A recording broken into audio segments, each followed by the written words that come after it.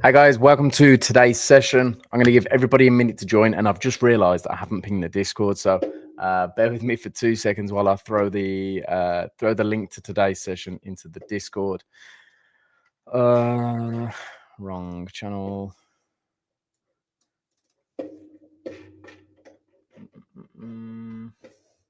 Live for today's session.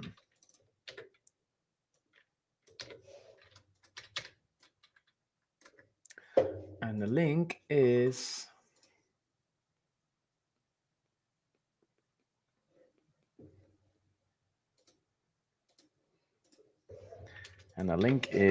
good to go. Okay, welcome guys, welcome. I'm just giving everybody a moment to join. I forgot to send the link into the Discord, so people might be a few minutes late. How are we doing, boys? It's good to have you back, dude. I'm thinking of doing something slightly different today. I've been having a lot of questions recently about XAQP, okay, which is my portfolio. For the guys who come to these sessions frequently, every week, you will know this is my portfolio. You will know it's a basket of strategies that I built myself over the past sort of 6 to 8 months. The portfolio has been evolving. I sit down, I do monthly reviews, quarterly reviews. I did a 6-month review in, I think it was last month, but I didn't do too much for the 6-month review just because I didn't want to make any sudden changes. However, I'm doing a proper quarterly review now of Q3's trading. It's a couple of weeks late. I should have done it last week or the week before. No, how many weeks are we in? Yeah, so I'm about 2 weeks late on my Q3 review. And because a lot of people are asking me how I built XAQP, how I created my strategies, would I be open to doing sessions on that? Tail, hi handsome, how we doing, dude? Long time no speak. Taylor and I, that's actually a lie. Taylor and I had a call this morning, so it's good to chat to you again, dude. This morning, this afternoon, one of the two. XAQP, yeah, that's the one. So I thought today, as I'm mid Q3 review, I thought, let's do it together, right? Let me kind of walk you through the things that I look for and the things that I do. A lot of my strategies are already built, so there's no real kind of going in and doing major changes. But what I am doing at the minute is refining them based on things that I've experienced over the past quarter. So it's been a great quarter. Performance-wise, July, August, September, all been positive months. September was a really, really solid month for XAQP. However, some things have happened in the past 3 months, specifically this drawdown here. Some things have happened over the past 3 months that I'm not necessarily happy with. Are you only doing XAQP or others as well? So I'm only doing a deep dive review into XAQP. My other accounts are more test accounts. However, BYXB, which is this Darwin, BYXB directly benefits for whatever I do to XAQP because it takes the same trades. So for those that aren't aware, XAQP is my main portfolio. It's a multi-strat fund operating with 27 different strategies. BYXB takes all of the same positions at the same risk level. However, I also have a carry trade grid system running on BYXB as well. So the returns are completely different. The risk is completely different. Yes, it takes a lot of the same trades, of course, because it trades the same as XAQP. However, there's usually I don't know, somewhere between 30 to 40 trades running on BYXB. I try and churn out swap fees. So, for example, I've been sat in pound Swissy longs for weeks now. Yes, the positions are offside. They've earned a hell of a lot in that time in swap fees as kind of a carry trade system. And then I will just wait for that system to play out. Of course, that is naturally higher risk. But to answer Taylor's question, BYXB is automatically benefited by the changes I make at XAQP level. Great question. I'm curious, at which point did Darwin change from 3-letter tickers to 4 just because you ran out? So we would have run out eventually. I can't remember what the exact number is. I think there's a lot. 20. I'm not even going to do the calculation, but the reason we changed to 4 was for Darwinex 0. So any Darwinex tickers are three-letter tickers. Any Darwinex 0 tickers are 4-letter tickers. So that's all that means. However, for traders that have migrated from 0 to classic, they keep their 4-letter ticker. So it's not always like you see a 4-letter ticker and you go, oh, it's a 0 Darwin. Of course, it starts as a 0 Darwin, but you can upgrade. Well, I don't want to say upgrade. You can change. And then to go back to your question, Tail, LVF said, I haven't changed any of the strategies on this. To be honest, I will probably get rid of this account at some point. Basically, the way I set LVFZ up is it takes all of the same trades as XAQP does, but it's weighted more based on performance. Okay, so XAQP, every single strategy is weighted based on their risk. So every strategy is kind of watered down to have a max historical drawdown of 1%. It's not perfect, I know, but that's how I have it. So all sort of systems are running with the same historical risk level. LVFZ, I changed that up slightly, and instead I looked at some risk metrics, and whichever strategies provided the highest risk-adjusted metrics, they had a higher allocation in the portfolio. It was more of a test than anything, and like I say, I don't think that I'll keep this Darwin, but I wanted to test a few different things out, and it worked well. Or it works well when the portfolio is doing really well, but then when the portfolio has a bit of a bad patch, it becomes really bad, because if you take a couple of losing trades on the strategies that have a higher weighting, of course, there's a lot more ground to recover. So you can see that they are actually really highly correlated. So 0.87, which is another reason why I may get rid of LVFZ, because I don't ever want it to take the shine off of XAQP. But you can see BYXB is only a 0.57. I mean, this is to LVFZ, not to XAQP. But the carry trade system makes it really, really uncorrelated. But I just have to be careful of these two Darwins. So anyway, welcome, guys, to the people who've been joining over the past few minutes. So I'm going to explain what we're going to do today, because we're doing something that I haven't done before. But a lot of you guys have been asking me to kind of go through some of my processes that I have with XAQP. This is my multi-strat portfolio. For those that are unaware, it runs across 27 different strategies across different assets, including US indices, commodities, or precious metals, I should say, and a load of different FX strategies as well. I have breakout systems, trend following systems, mean reversion systems. And at the moment, I'm currently undergoing a Q3 review. So essentially what I'm doing is looking at more so the execution or the live execution performance over the past 3 months, and kind of the strategy as a whole since they've been live since back in May, as opposed to the strategy logic and, you know, completely overhauling them. So I'll explain something that I've been doing today on a silver strategy, because I think it's super important, because that is a strategy that I'm potentially looking to overhaul. So for the most part, let me bring up my Notion. So a lot of the deep testing has already been done on these systems, so I'm not going to be doing them again.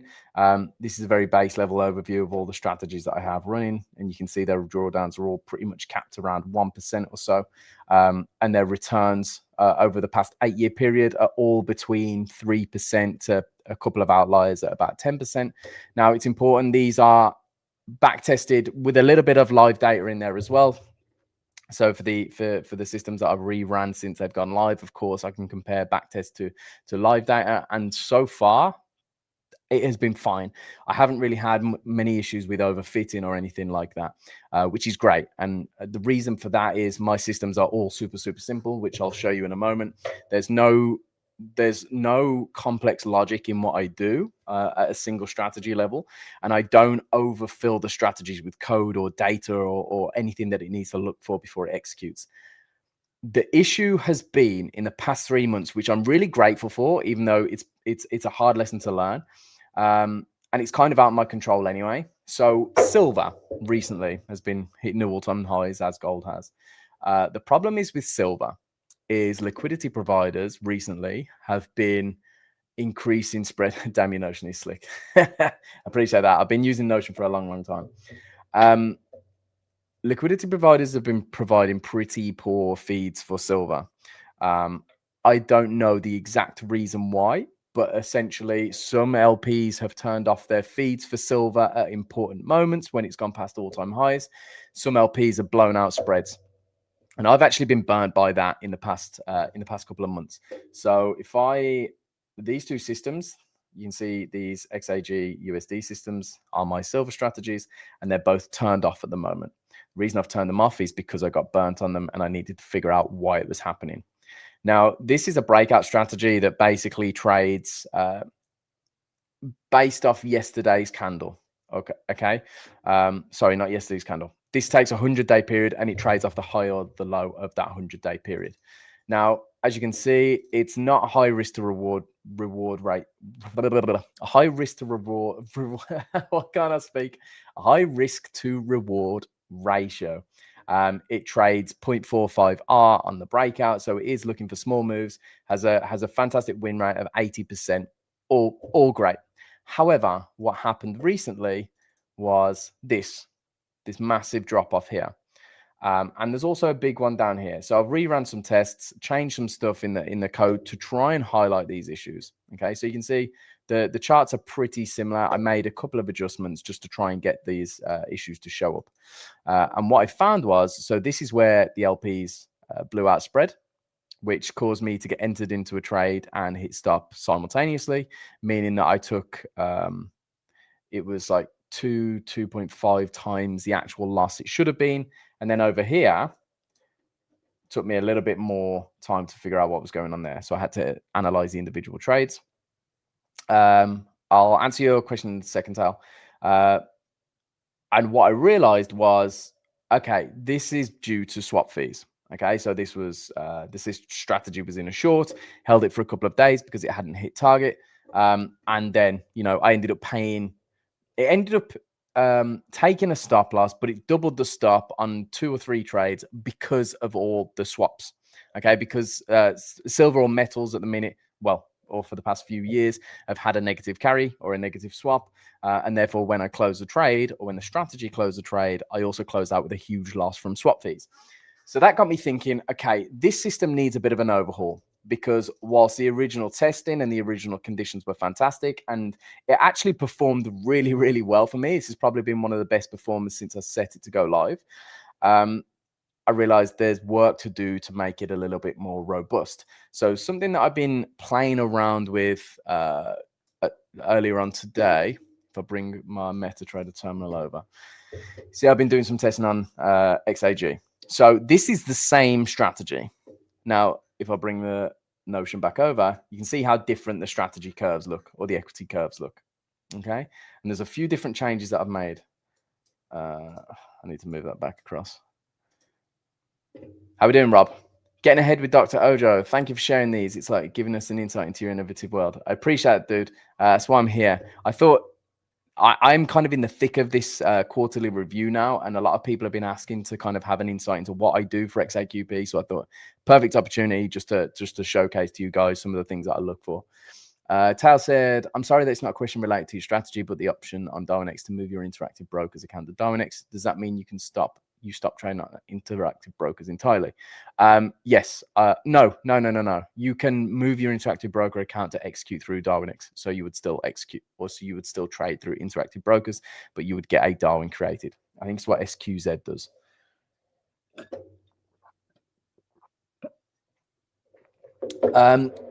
Correct. Yeah. Can you please share how you manage these multiple strategies? I mean, aren't you trading with via MT5? Is this 27 different EAs placed on different currency and time frames? I read your LinkedIn post.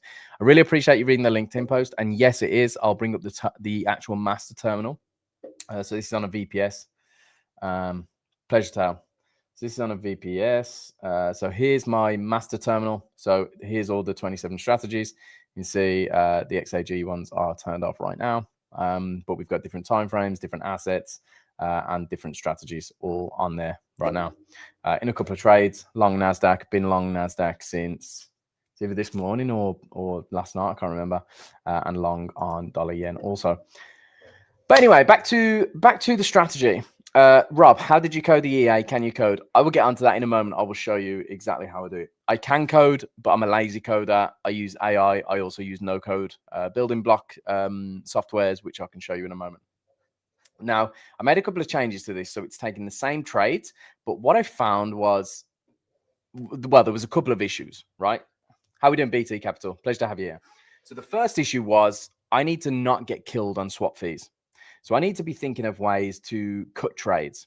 Okay, now, and because it's a negative risk to reward strategy, I was thinking, well, I'm pretty much out of trades for the most part within the same day, usually a few hours. So to implement something to cut trades earlier shouldn't be an issue. The only issue in that perspective is the outliers. Okay, because 90% of the time I'm out of the trade within an hour or two, maybe a few hours at most. But that 10% of the time, or maybe even less, maybe 5, 3, 2% of the time, where silver might enter me short and then range for a week within my stop and my target, but I'm going to be paying swap fees on that and my costs are going to go really, really high. That can really, really damage my bottom line. And it's not something that I can account for. So with that in mind, if we take a look at the equity curve that I've shown you, this here, now it was already kind of in a period of stagnation or drawdown anyway. That would really hurt on the day that it happened. Okay, the days that that trade had closed out. Now you can see for the most part, this doesn't happen. It's only really happened once. There's a couple of times where it's happened again, but nothing that major. But that one major event can wipe out months, weeks, maybe even a year's worth of gains. When we're talking that these strategies, they might do 0.5% per year or 1% per year, that is really important. I can't have anything unforeseen kind of affecting my bottom line. So we had this issue that we needed to fix, which was the carry trade or the negative swaps. We needed to close out of those. And we also had this issue where spreads got blown out, liquidity was thin, and I was in and out in seconds and just got absolutely, done in the rear end. Because you can see with this example, okay, this strategy was at an all-time high. Like I said, it had been performing fantastic since I'd set it live. I think I set it live somewhere around here in June or July. So it had been, probably made 1% on my master account. Considering my master account was up 6% at the peak, it's been a pretty significant player as part of the portfolio. That all got wiped out with one trade. Okay, so that cannot happen again, because if that happens again, guess what? The risk-adjusted metrics of this strategy are now completely different to when I built it, when I first went through my tests, and when I tried to break the system initially. So there's two different issues that we got to try and solve there. First issue, like I said, was the swap fee issue. So what I thought initially was, okay, well, silver is an appreciating asset, right? It's a precious metal. It's not designed to go up in the same way that indices and equities are. They are specifically designed to grow with the economy as the economy expands, as more money flows through, as inflation comes through. US indices, UK indices, all of these sorts of assets are designed to increase in value. Okay, just by kind of mathematics. Precious metals work similarly, but not 100%, right? There's still the idea of a precious metal is, again, it's designed to increase, or ideologically, it's going to increase in value over a long horizon. Reason being is because A, they have real world use cases, but B, they're also seen as safe haven assets. It's something tangible that you can get your hands on, right? Now, that means that if inflation continues over the next 10 to 100 years, then precious metals should also increase, as it's a commodity. It's something that you can own, buy, keep, hold. So that got me thinking, okay, should we treat short trades and long trades completely different? Because I have to pay to short silver. Okay, with this strategy, if I'm shorting, I have to pay to do that. Every night when there's a swap fee, I'm the one paying out my own pocket, out my own profits to hold that trade. That doesn't make sense, especially when you're trading an asset that is likely to increase in value over time. So it got me thinking, okay, well, on the flip side, if it's likely to increase in value over time, why am I cutting the trades at 0.45 risk to reward? And I can tell you why, because on the short side, it made sense. And so what I decided to do was have a play around with different things. I removed the targets completely and decided to implement a time-based stop instead, or a time-based exit mechanism. That solved both issues. well, it solved the swap issue 100%. So it solved the swap issue 100% because I'm now no longer going to be paying swap fees on this strategy.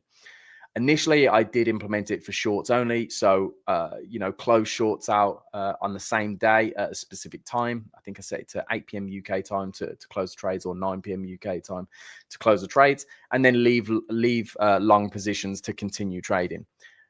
Results didn't look, they were too unstable. It was too overfit for that kind of idea. So I just decided, okay, let's close all trades out on the same day. Now, what I found really interesting was the performance hasn't really changed. So you can see here where you don't code. I can code, but I'd rather not when it comes to trading. I'll show you a couple of platforms in a moment that help you to build strategies without having to code. Tail, could you explain that again? Sorry, with the time variable. Okay, so essentially what I've done, and I'll show you the platform now. So this is a platform called FX Dreamer. It's what I use to build my strategies. So it's a no-code platform. I say it's a no-code platform. It's a building block platform. So I can search for different variables. So let's say once per bar. So once per bar, I want to check for this specific condition where we go moving average 5 crosses above moving average 20. Okay, update that, and then I can go buy now. It's a very simple example, and obviously I don't recommend that as a strategy, but you can risk a balance. So then we set a variable for the risk, so I can change that when I'm doing some tests. I'm giving, like, this is it's very complex. It's very hard to get used to. But I've been using this now for 8 or 9 months or so. So I know how to use the platform. There's plenty of videos on YouTube. There's plenty of tutorials which will go through all of these sort of condition blocks, what they all do. But I kind of went through it and just tested a load of things out and kind of found it for myself, basically. So initially, what I've added today was 2 seconds, guys. I've just got to reply to a message.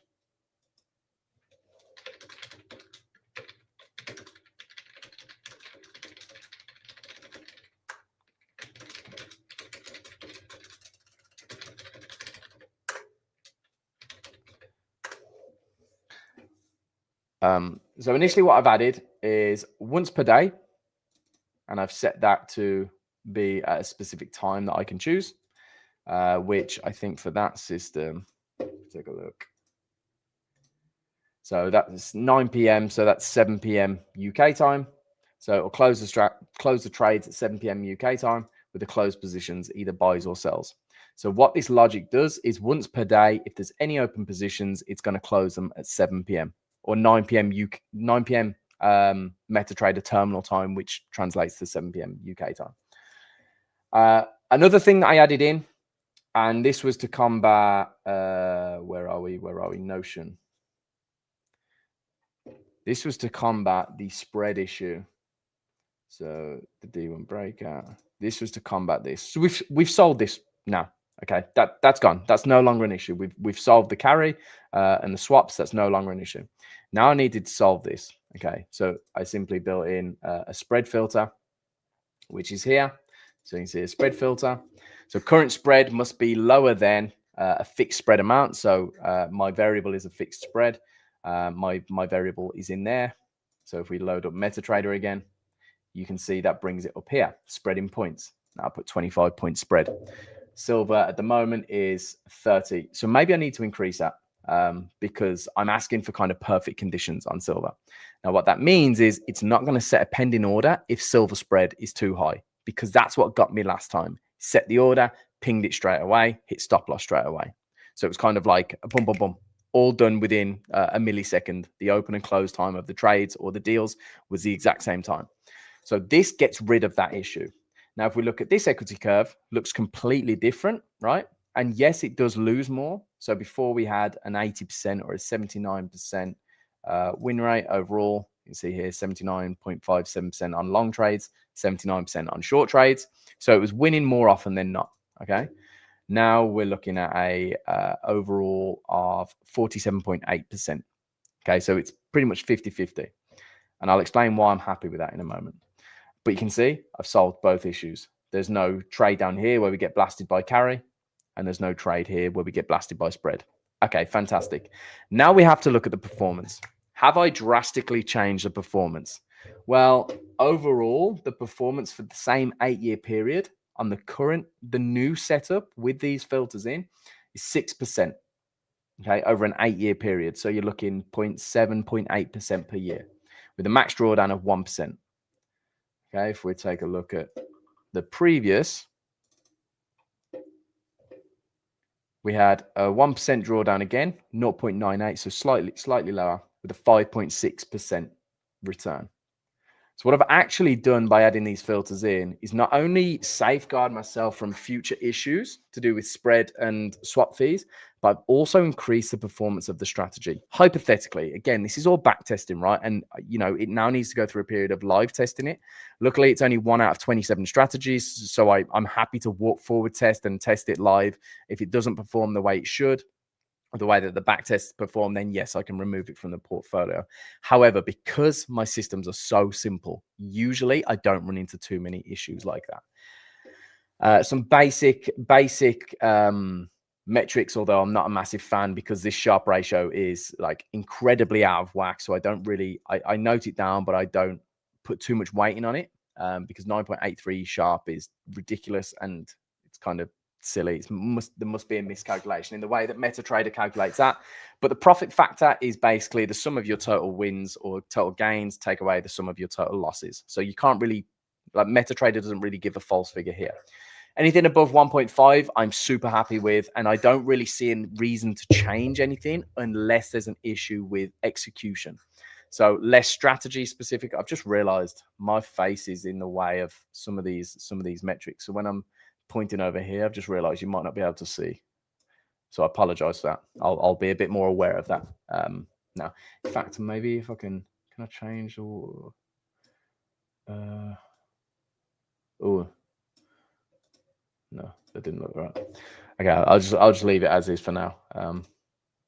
There we go. That's probably better. You probably see a little bit more now. Although I've now cut off Darwinex TV at the top, but who cares? But you can see the profit factor is 1.72, which is it's not way higher, but it's higher than my threshold of 1.5. I do have strategies under 1.5 in the portfolio if the return is decent enough and other metrics are okay, and if it's robust enough. So now that I've made these changes, what I want to do is come into MetaTrader. I don't trust MetaTrader's backtesting 100%. Same as I don't trust TradingView's backtesting 100%. What I do the first time when I test the strategy is I click visual mode. So I watch it in visual mode. I make sure that it's trading the way that I want it to trade. Then once I've can say, yeah, I'm happy with that. I'm happy that it's trading the way it should. Has that just changed? Oh no, it was sorry. I was looking at this screenshot. Once I'm happy with the fact that it's trading the way it should trade, then I won't use the visual mode anymore, as long as I know that the logic's correct, and I'll just run the tests and go through them faster. What I then do is come onto here and I save the report. So if I save the HTML report here, let's go into where to save them.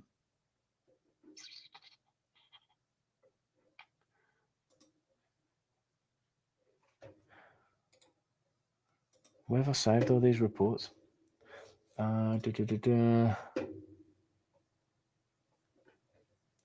Desktop. There we go, desktop. So XAQP reoptimized. So now I'm going to save this report. So this is ZAG USD. It's on the D1 time frame, and it is the breakout strategy. Okay, so save that here, and you can see it's now saved the report from MetaTrader.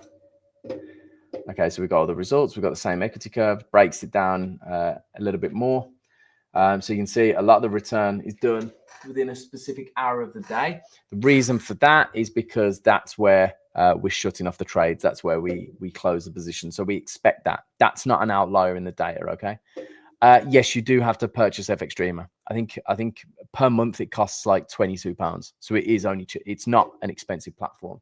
There is also Perfectus AI, which is owned by one of our Darwins. So it looks a little bit nicer. Hasn't been around for as long. I have used it, but all of my strategies have been built on FX Streamer. This is Perfectus AI, works pretty much exactly the same. It does have a free tier as well, so you can play around with it and get used to it. I'm just used to FX Streamer at this point. That is owned by, I said Darwin. PYE, is it? Yeah, Perfectus. So this Darwin, that is their software. That's their platform. So this is a guy called Max. I've interviewed him. Should be coming out maybe in next month. But yeah, fantastic trader. Works out of the Amsterdam Stock Exchange. So he's got a super cool background. When I was on the interview with him, he tried to work with FX Streamer in the past, but they weren't interested. So instead, he went and built Perfectus AI, which is his own version. Conceptually, same thing, does the same stuff. You can build strategies. There's no code. You don't have to code anything for it. But yeah, you can choose between which platforms you want to trade with or want to build with. So here you can see it's got a breakdown of all the deals, the orders, the trades. And go to the bottom, and then a breakdown at the bottom. Cool. So now we know. Okay, is that an issue? Swap fee. Okay. So why is that?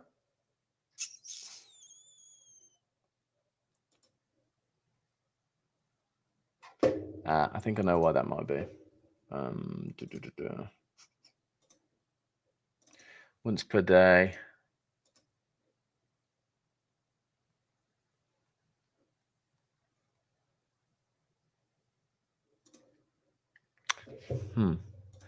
That's interesting. So there's a couple of trades with negative swaps, which there shouldn't be any. I'm wondering if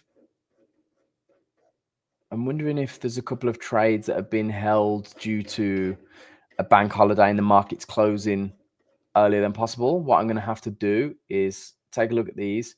So 12th of July, 28th of June. I'm going to have to take a look at those specific examples and find out why that happened, because 2 out of 159 trades haven't closed when they should have done.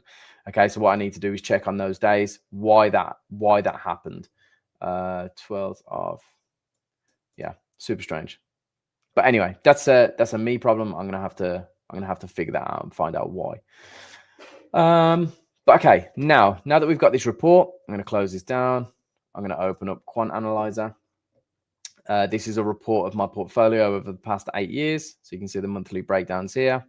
So yearly, we're not doing crazy figures. This is at master level. So of course my Darwinex is scaled up quite significantly.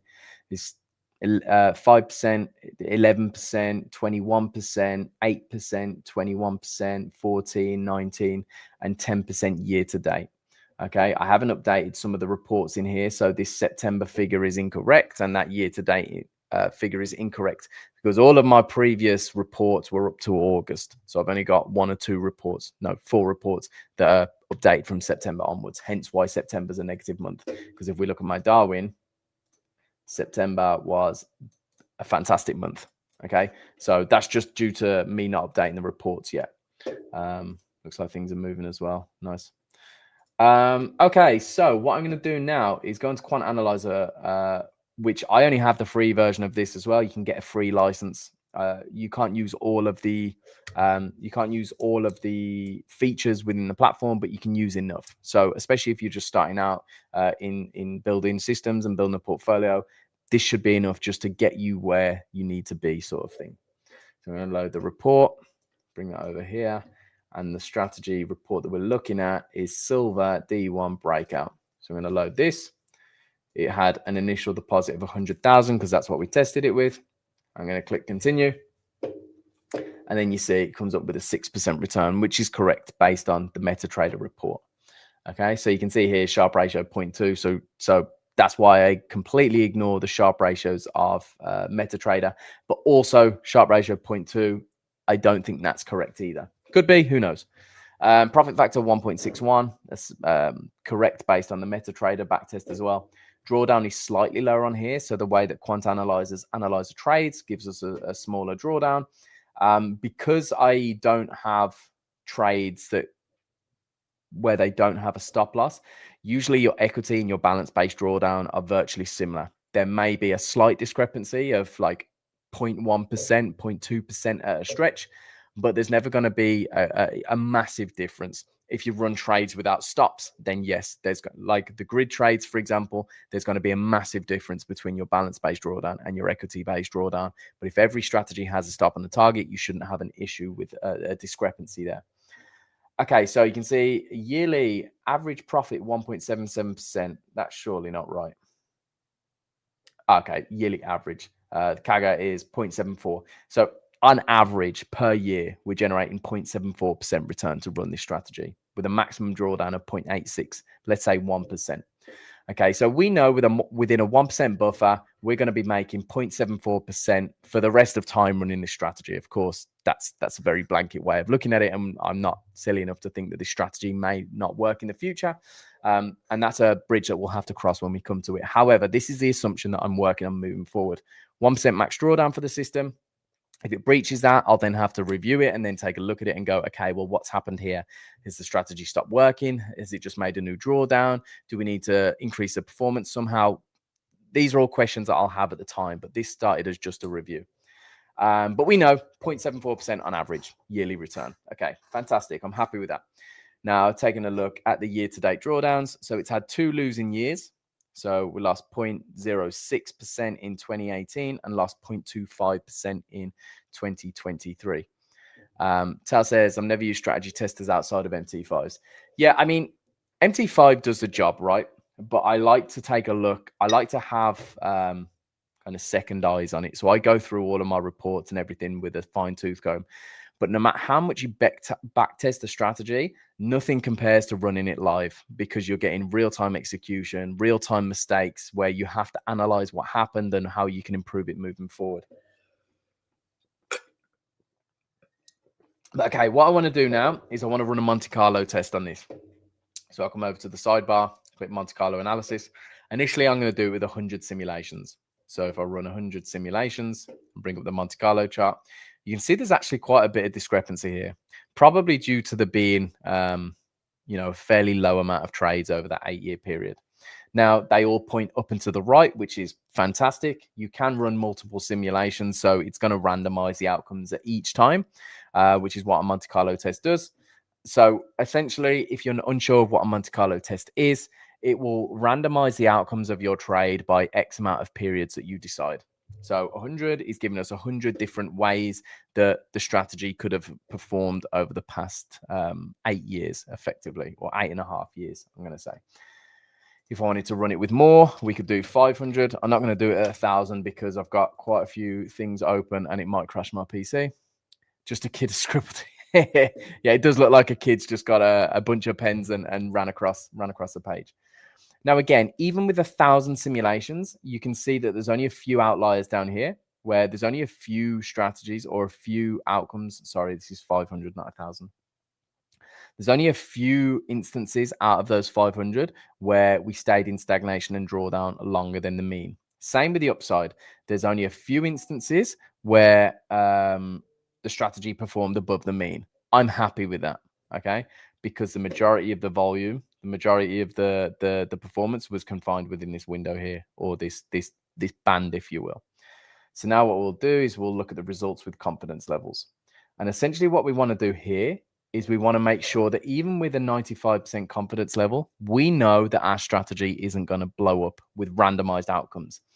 So the statistics that we have, as you can see on this top line with the original, so we made a 6.05% return and we had a maximum drawdown of 0.86%. I still think the drawdown should be slightly higher. I think it should be about 1%, but let's just work with this for now. Now, we can say with a 95% confidence level that with the most randomized outcomes, we would still generate 5.5% return. As you can see here, 95% confidence level, net profit 5.58% with a maximum drawdown of 1.9%. Now, that's the only sticking point for me, is that it doubles the max drawdown. I'm actually okay with that on a strategy by strategy basis because I also Monte Carlo test the portfolio, so I know the portfolio's worst drawdowns as well. But essentially, what we don't want here is a completely different outcome from the original. So if this 95% confidence level was a 2% return with a 3% drawdown, I would say, that's slightly, well, it's not slightly, it's a massively different result to what we got in our initial test. So basically, we've overfitted the strategy to what we wanted to see on the chart or what we know is there in the chart, or the kind of the conditions that we've had over the testing period. Whereas when we randomize the outcomes, when we say, well, that trade should have gone there, blah, blah, blah, blah, blah, then,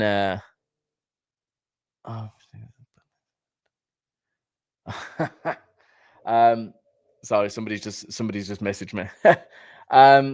But essentially what we don't want to see is that the strategy blows up with random outcomes, because that shows us it's not as robust as when there's small amounts of variance.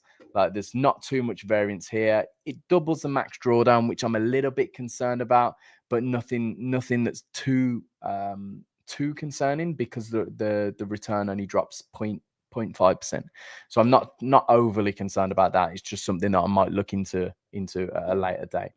So then I save the screenshots of these, which I'm actually going to do. I'll actually do it now while we're doing it, because as soon as I get off this, it will remove it.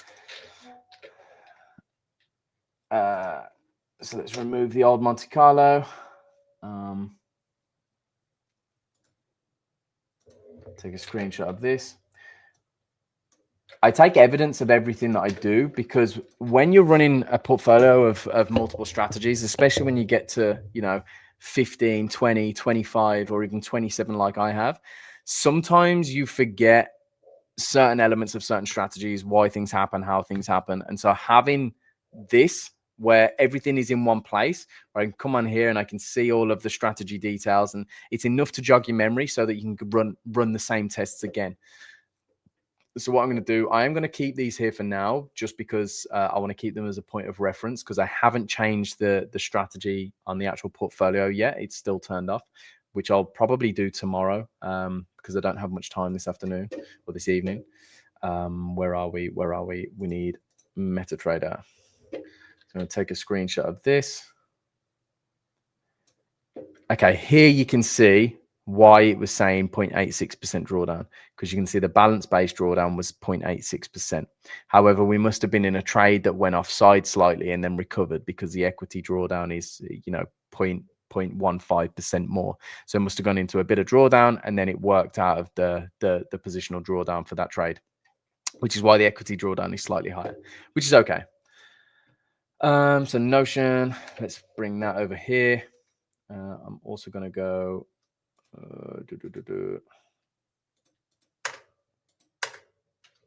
whoops, no. Okay, so I'm just going to separate them so I know which one's which. Graph.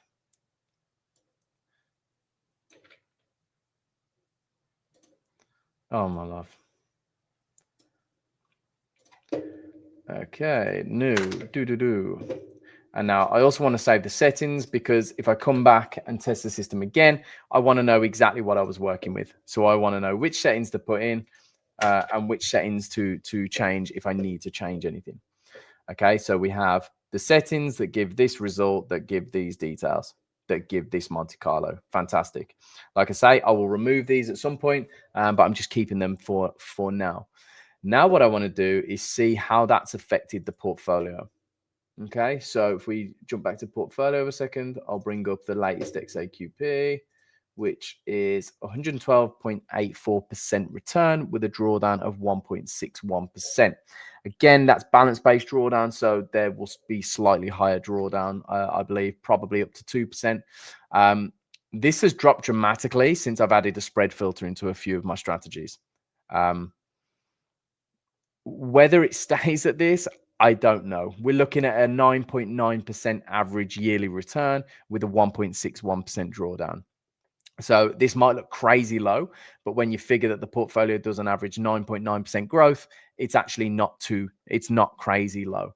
The problem with that is I get scaled up loads on Darwinex when I run it on prop accounts, and when I run it on other accounts as well, where I have my own capital and stuff, I also scale it up. So I don't ever run it at this. This is for me to be able to run and not panic seeing bigger numbers. Okay. So when I'm watching the master account and it loses $30 or $60 or $100, I'm not too bothered. Okay. Because the numbers that we're playing with are very, very small. When I'm copying it to a different account, I will scale up the risk because I don't have to look at those numbers. I don't have to care about how it's doing. But okay, so this is with all 27 strategies, 4 or 5 of which are updated, as you can see on the strategy breakdown here. So 1, 2, 3, 4, 5. 5 systems have been added: the spread filter in, the slippage filter, and the UJ SMA pullback has been slightly optimized. Nothing crazy. I've just done some slight amendments to it. And that is now reflected in this. So in doing that, I've reduced the drawdown quite significantly from 2.5% to 1.61%, which is fantastic. And I know exactly the reason why. It's because of the changes that I made to the UJ SMA pullback. That was heavily correlated with some of the other strategies, hence why my drawdown was at 2.5%. So now that I've reduced the drawdown, happy days. I've also increased the total return over the 8.5-year period from 109% to 112, which is fantastic. I'm happy with that. It's an extra 0.3% per year. Absolutely, ecstatic. Now what I need to do is create the new portfolio with the updated results. And again, I just want to reiterate, this is all hypothetical. This is all backtest performance. These are backtest reports. I compare them to live reports. So, what my trades have actually done. And again, I'm reiterating a point, but there's usually very little discrepancy because each individual strategy is super, super simple. It's very difficult to overfit them, but it's actually not difficult to overfit them. But I put a lot of work into not overfitting them for the specific reason that I want my live portfolio to operate as close to what I know it should from the back test and from my walk forward testing. So now we need to redo this. So let's find the strategy that we are updating, which is XAG breakout D1. So we're going to remove this strategy. And now we're going to load. Oh no, it's already loaded, isn't it? Yeah. XAG D1 breakout. So it's already loaded. It's in there. I forgot we've already done all that. Oops. So now what I'm going to do is bung them all together, create portfolio. Now you can see I've added a new one. So this is just every time that I've reviewed the strategy and updated what I need to update, whether it was the spread filter and slippage filter or any adjustments to the actual system, I just create a new portfolio just so I can see the difference in performance. Now we go XAQP6. You can see it's only showing a 4% return. Why is it doing that? Well, here's the tip. If you go to settings, you can see what it's done is it's added $100,000 to the initial deposit per system. Because I have 27 strategies, it's showing an initial deposit of 2.7 million.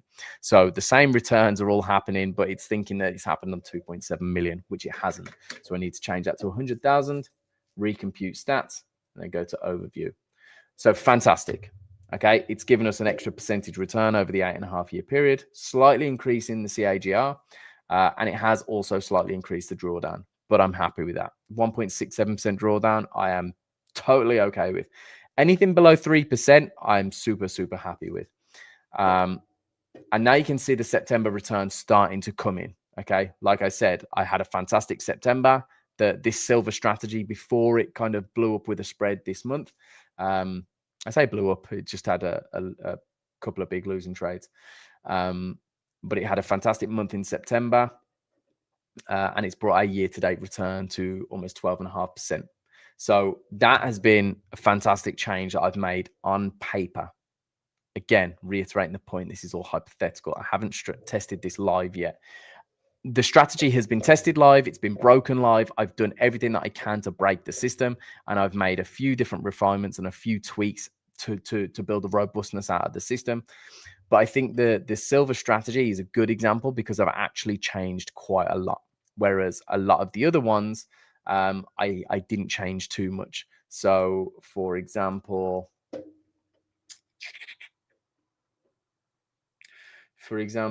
this S&P, I mean, you guys, the guys that come to this session often will know I talk about this strategy a lot.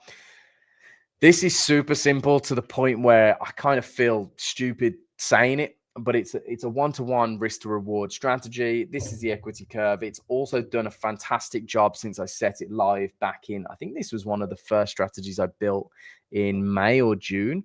So we're probably looking around this point. So you can see it's had a really good run over the past few months. If the Friday closes bearish on the S&P 500, it will buy the cash open on a Sunday evening.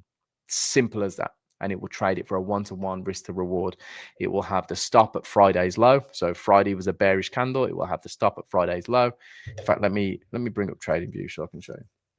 And it will trade it with a one-to-one risk to reward. So I hope this session's useful, by the way. I just realized I've just been chatting waffle for a long time now, and I hope you guys are finding some value in this. Are you happy with Darwinex 0 for your platform instead of Darwinex? I'm extremely happy, and the main reason for that is because to post margin for my portfolio, you're going to need roughly the risk level I'm running at. You probably need 50K minimum. Now, I would rather just run it on Darwinex 0 and not have to put 50K into a brokerage account to test it. Maybe down the line, I will migrate, but I don't really feel the need to because you can attract AUM through DarwinIA through investors. I also have a close network of investors in my circle as well, so I can always raise capital if I need to. So I don't feel like I need to trade, you know, or risk 50K in my own capital, at least at this point. Maybe in a year, maybe it's different. And I also have prop firms as well. So, so that Friday wasn't bearish. Okay. I actually closed out of that one. I cut that trade because I didn't want to be in it. Because that would have been, I mean, it would have worked, I suppose. So the logic is this. If Friday is bearish, it will buy the cash open with a stop at Friday's low, and it will trade that for a one-to-one risk to reward. Now, I don't usually meddle in my strategies, and you can see this would have almost hit stop and then run to target. The only reason I didn't stay in this trade was because of that massive candle on Friday. I didn't feel comfortable holding it. I was in a few other positions at the time, and I thought I'd rather just be out of the market. It went on hit target, so what do you know? I should have listened to my strategy. That Friday was bullish. Okay, here we are. Another example. So Friday closed red.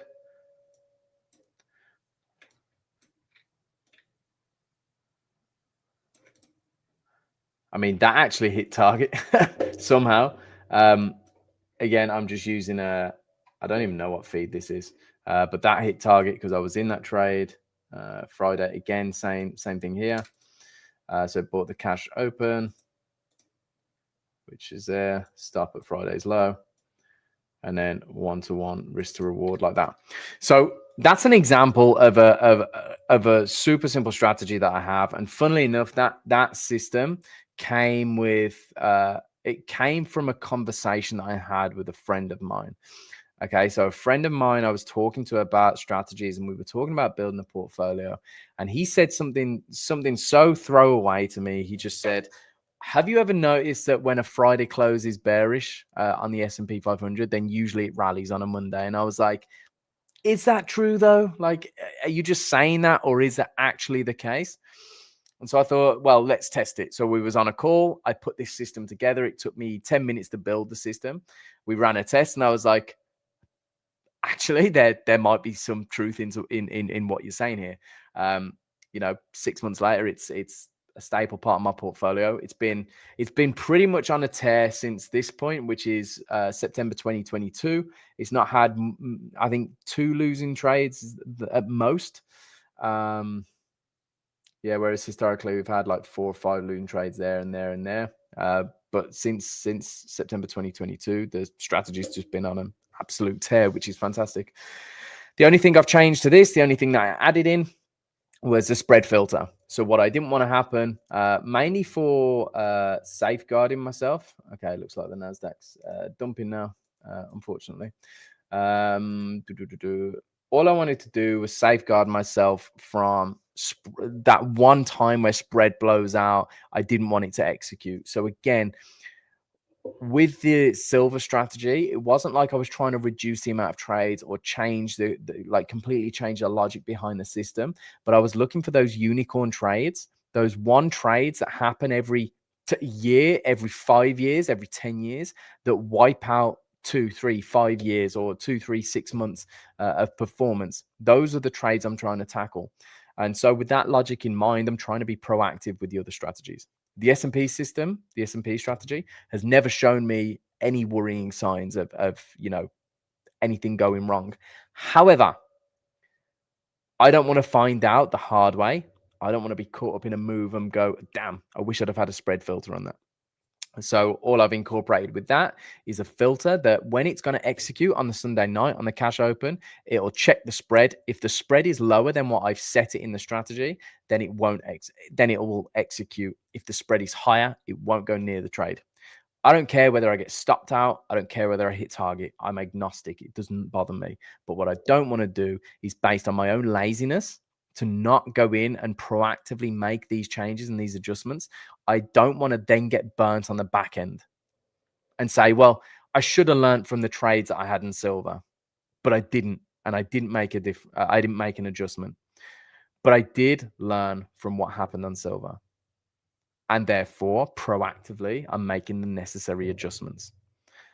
And so that's one of the changes that I made on the S&P system. But I haven't changed anything from a strategy perspective. I haven't altered the logic. I haven't changed what it looks for or how it executes. I've just adjusted slightly what it looks for when it executes. So now it looks for the criteria to get in the trade, but it also checks, okay, are conditions optimal right now to get in the market? Because you might go 6 months, 2 years, 5 years. You might even go 10 years with having okay conditions ready for execution. And then that one trade, like I say, can wipe out years of data or wipe out years of gains. And that's not what I want. Okay, so making these proactive adjustments just constantly means that the portfolio is evolving and also that I'm evolving as a trader. The markets adapt, markets evolve. You have to make sure that you do too. It's even more important if you are a discretionary trader and you trade one system. For example, if you see XYZ, you go and do ABC. It's even more important at that point that you recognize that markets change, you recognize that markets adapt, and that you allow yourself to grow and to adapt with those markets, because a strategy that worked 5 or 10 years ago might not work in today's market, and it's up to you as the trader to find that out. Luckily, I feel quite comfortable that I have 27 systems, and for all of them to stop working tomorrow is very, very unlikely. Could happen, of course, and I'm prepared for that. But if 1 or 2 strategies stop working, that's okay. I'm happy to take the hit. I'm happy to remove them and to, replace them with better strategies or make the necessary adjustments that we need to make. But that's fine. I'm happy to do that, and it's not going to damage the portfolio long term. For example, I've turned off the 2 silver strategies. It doesn't bother me. Okay, because I know that the performance will be there without those strategies. But you can't really, if you're trading with one system or one strategy, you can't really just turn it off. Otherwise, you don't make any money. Okay, so let's close this down because I'm going to call it the end of the session momentarily. Oh, still got loads of these open. So what have we got here?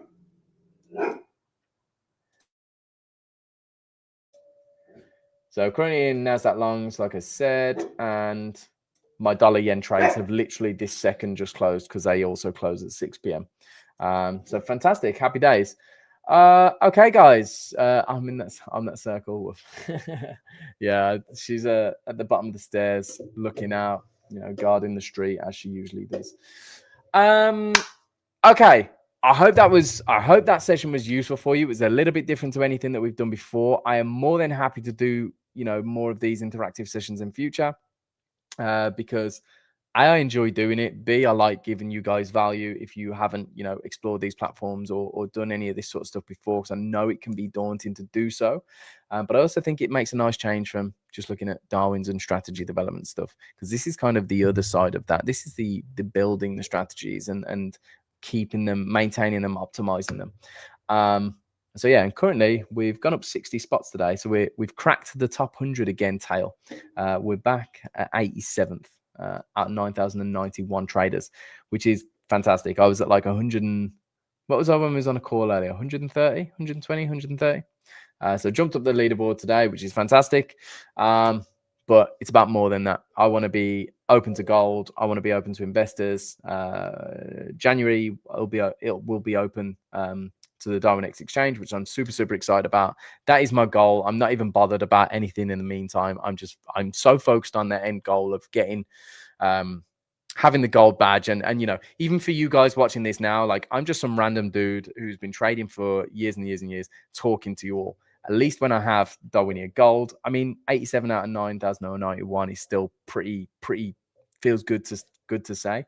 But when it says participating in DarwinIA Gold, there's no question you guys like know that I'm not some scammer up here, just feeding you stupid information.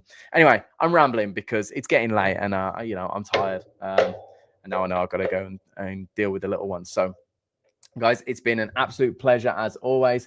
Taylor is currently comparing our Darwins, which to me, there's no comparison, dude. You'll never catch up. Are you actually 88th?